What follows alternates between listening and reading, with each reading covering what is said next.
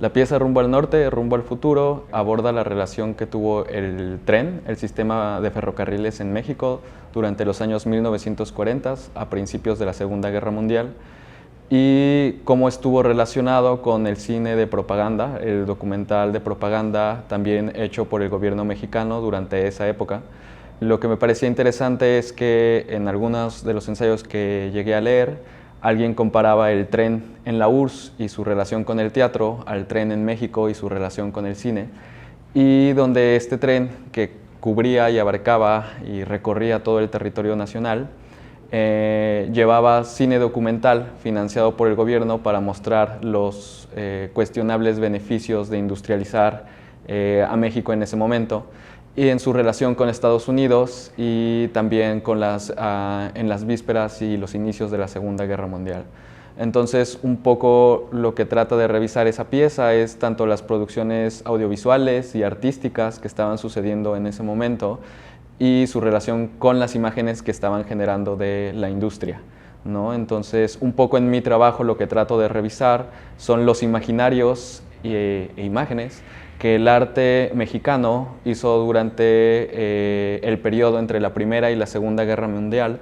acerca de la industria. Y en este caso específicamente lo que me interesa justamente es entender cómo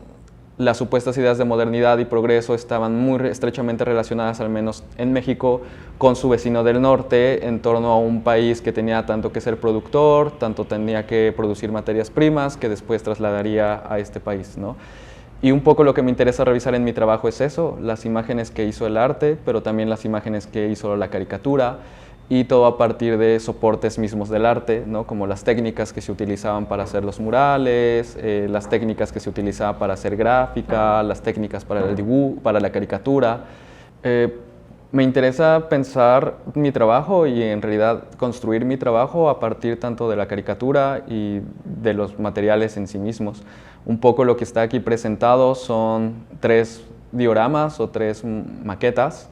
Sí, el montaje se construyó a partir, me resulta interesante porque a partir como de la primera pieza, que es este tren que circula como cartelera, y posteriormente se añadieron como 2 obras en sus costados, ¿no? Que es esta otra mesa con el ballet de las amapolas y otra pequeña mesa que es un tocadiscos, y al menos aquí el montaje fue como más